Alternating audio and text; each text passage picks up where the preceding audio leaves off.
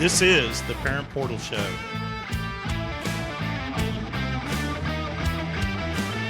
You've seen prices rise from the dinner table to the pump, but Allstate agents are seeing ways to save you money on insurance. From starting a new policy to bundling coverage or even driving safely, Allstate agents know how to maximize your savings. They'll share their knowledge as they help you personalize your coverage. Because when it comes to seeing all the ways to save, Allstate agents do it best.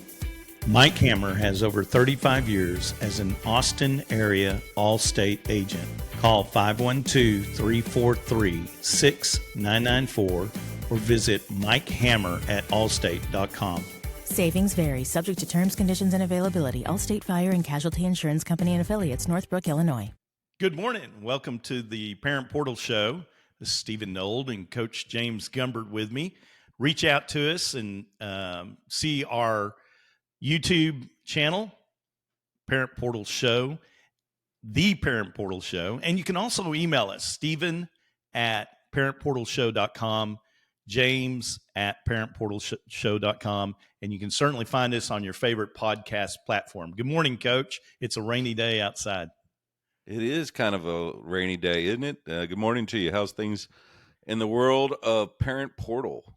It is. It's an interesting day, Coach. I have been up early this morning.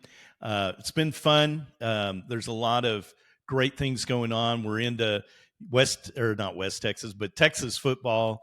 A lot of things going on with kids and playoffs and practices and kids getting to play in different places. That's always a fun thing. But I got a story to share with you.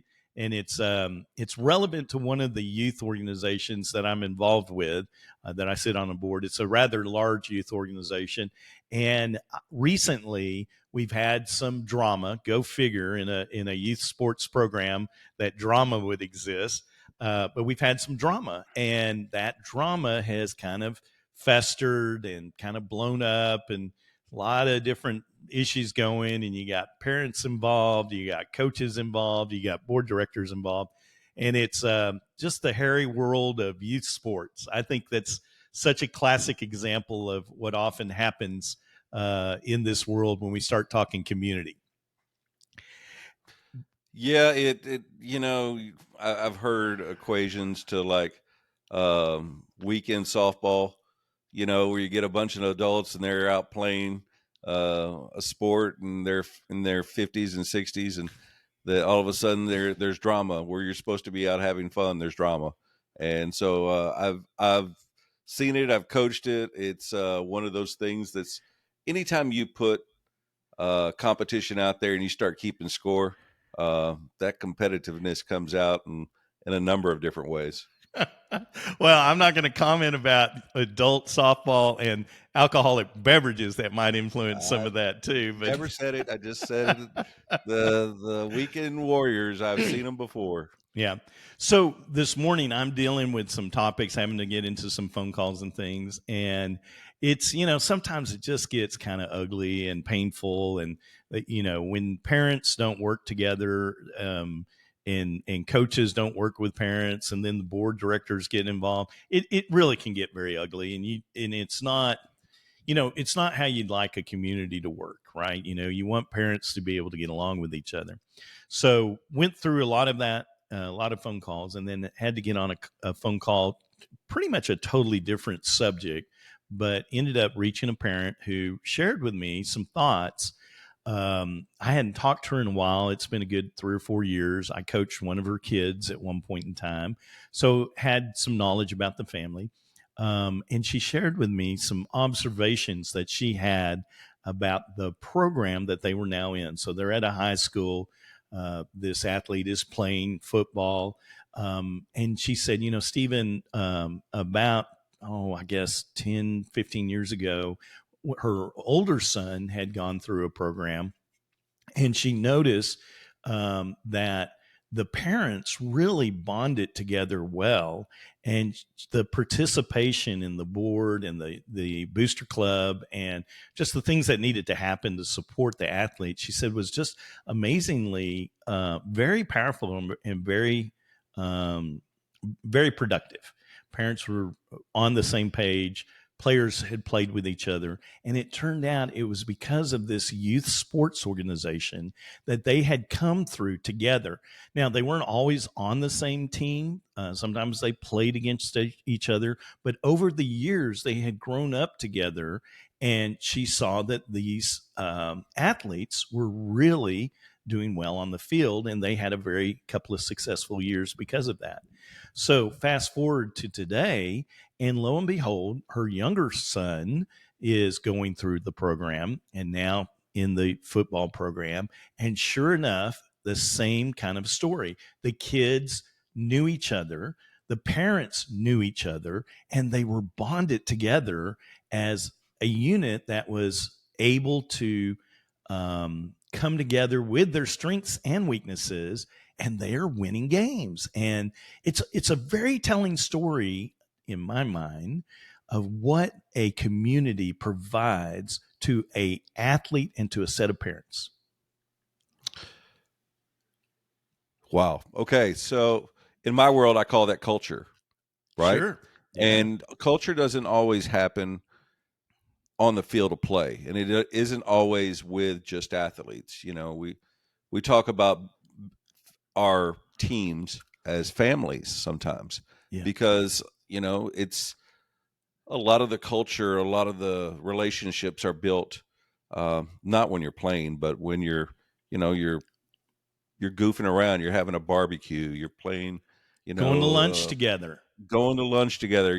Those are when we let our guard down, and we let people see that we can be vulnerable with one another and appreciate each other for who you are.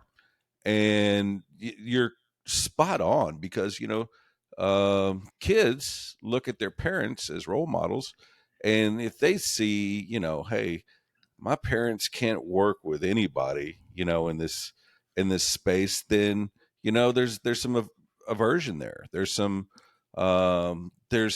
why, Yeah. and as opposed to like, hey, we're working together and we're grinding together, and we're going to be good together. And a brief, if I might, just a quick story, because Go ahead. one of my kids right now is we're in the process of getting ready for high school. Yep. And our feeder schools, there's 3 of them that feed into our high school, which is a big 6A school and has 4,000 kids. I mean, it's Yep. just ridiculous. Yep. Right. And we just finished football season, and we know that we're going to be playing with 2 other schools, one of which we played, the other one was a smaller school.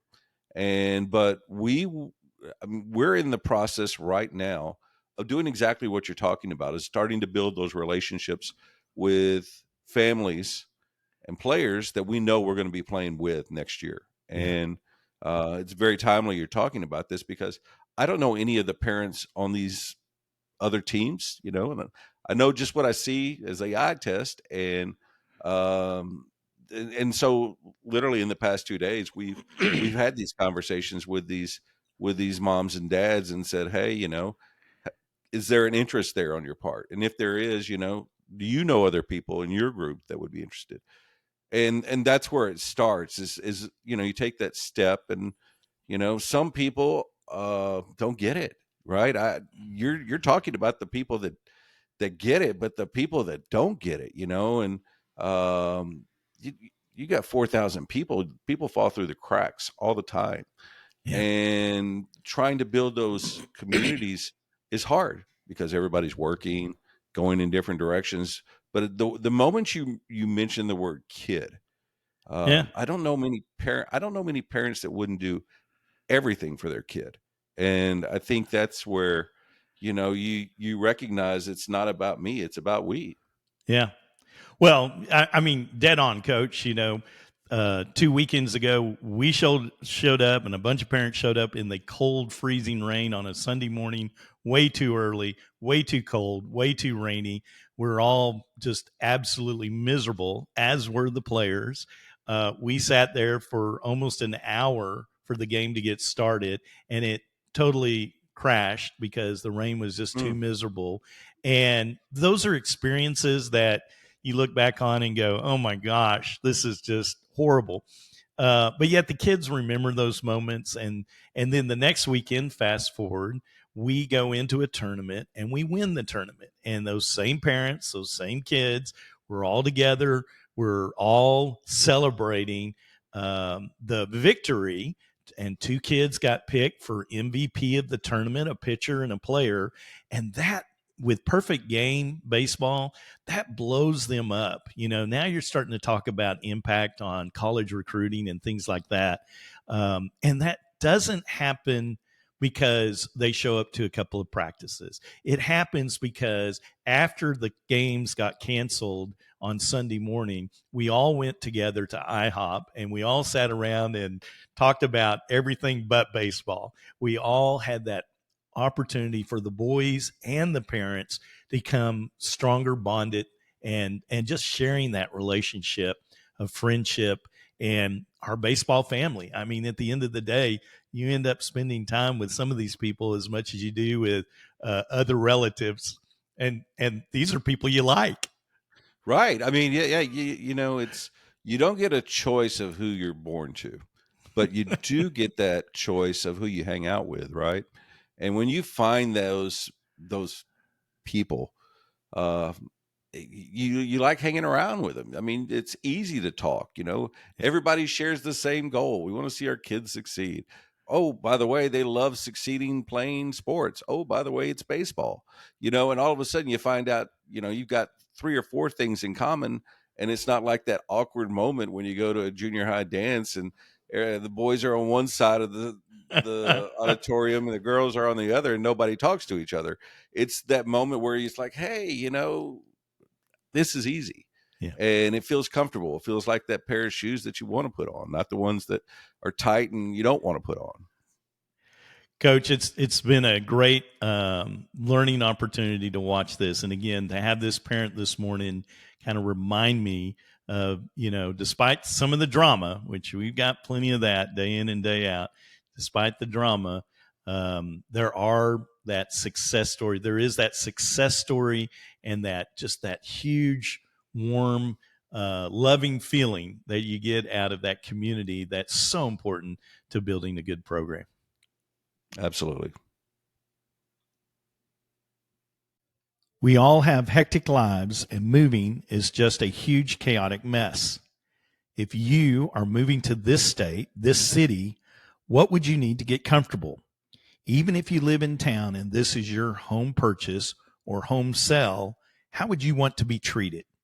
Chris Ott with the Ott Group of Keller Williams Realty has been a longtime friend and was the guy who worked with me to find the perfect property solution. When I needed a real estate company knowledgeable on the Austin area, Chris Ott and Teresa Boasso with the Ott Group helped me with my house search needs. Chris and Teresa have helped thousands of people move.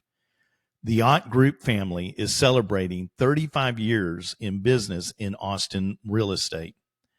Their mantra is your move matters, and that is what they focus on.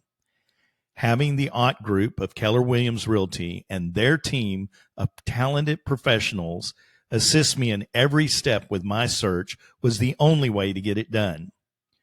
Just go to theottgroup.com and get connected with the Austin real estate team dedicated to taking care of you. Ott, spelled O-T-T. Go to their website, theottgroup.com, and see how they can make your move easy.